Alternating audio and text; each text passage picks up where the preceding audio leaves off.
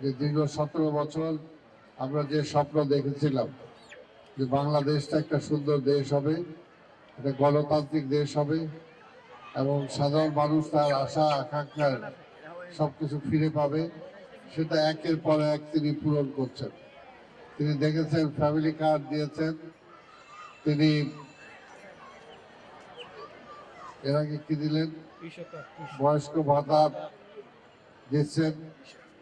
তিনি আজকে দেখলাম দিনাজপুরে তিনি খাল খনন কর্মসূচি উদ্বোধন করেছেন। অর্থাৎ এক মাসের মধ্যে নির্বাচনী এতগুলো পূরণ করা, এটা একটা বিশাল ব্যাপার, হলো মনের ব্যাপার। সুযোগ্য বাবার মায়ের সুযোগ্য সন্তান, যেমনি আমাদের শহীদ রাষ্ট্রপতি জিয়া রহমান এই দেশের জন্য অল্প সময় ভাগ্য পরিবর্তন করে দিয়েছিলেন, বেগম খালেদা জিয়া করেছিলেন, তার পথ ধরে আজকে তাদের সন্তান তারেক রহমান আজকে সেই স্পিডে এগিয়ে যাচ্ছেন। কারণ স্পিডে এগোনো ছাড়া কোনো উপায় নাই। গত 17 বছর 20 বছরে আমরা অনেক পিছিয়ে গেছি। এটাকে সামনে এগোতে হলে একটা জিনিস তো প্রমাণ, যে সবাই মনে করেছিল তারেক রহমান বলতেছে টাকা পাবে কোথায়, কিন্তু সে তো টাকা দিচ্ছে।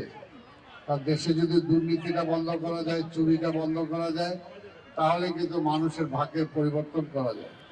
এই যে গরিব মানুষরা বসে আছেন, সবার কিন্তু অধিকার আছে রাষ্ট্রের কাছে। সবার রাষ্ট্রে যেমনি আমাদের মুসলমানদের মধ্যে যেমন আমরা জাকাত দেই, ফেতরা দেই, যে আমার আয়ের একটা অংশ থেকে, ঠিক তেমনি ভাবে রাষ্ট্রেরও দায়িত্ব যারা খেতে পারে না, পড়তে পারে না, তাদের সুযোগ সুবিধাগুলো দেওয়া। তো সেই ব্যাপারে চেষ্টা করছেন আমাদের নেতা মাননীয় প্রধানমন্ত্রী তারেক রহমান দেওয়ার জন্য। তারেক রহমানের মাননীয় প্রধানমন্ত্রীর জন্য আমরা দোয়া করব। আপনাদের প্রিয় এমপি, জনপ্রিয় এমপি হামিদুর রহমান হামিদের জন্য আপনারা সবাই দোয়া করবেন, আর পাশে আমার জন্য একটু দোয়া করবেন, ঠিক আছে না? ইনশাআল্লাহ যাতে সবাই মিলে। তবে একটা কথা আমি বলতে পারি, যেটা বারবার বলতেছি, যে হামিদের মতো লোক যদি আমি পাই পাশে, আর আমি যদি থাকি, বিশ্বাস করে আল্লাহ যদি 4-5 বছর সময় দেয়, এই ওল্ড টাউনের চেহারা পাল্টে যাবে, ইনশাল্লাহ পাল্টে যাবে। রাস্তাঘাট, লাইট, বিদ্যুৎ, গ্যাস হবে না কেন? হইতে বাধ্য, হইতে বাধ্য। হবে না মানে অন্য জায়গায় হইলে এখানে হবে না কেন? অবশ্যই হবে। সেটার জন্য আপনারা দোয়া করবেন, আল্লাহ যাতে সেই সুযোগটা দেয় আপনাদের পাশে দাঁড়ানোর, আপনাদের খেদমত করার। সেই মনটাও আছে, সেই ইচ্ছাটাও আছে, এবং আমি মনে করি বাংলাদেশে সেটা সামর্থ্য আছে।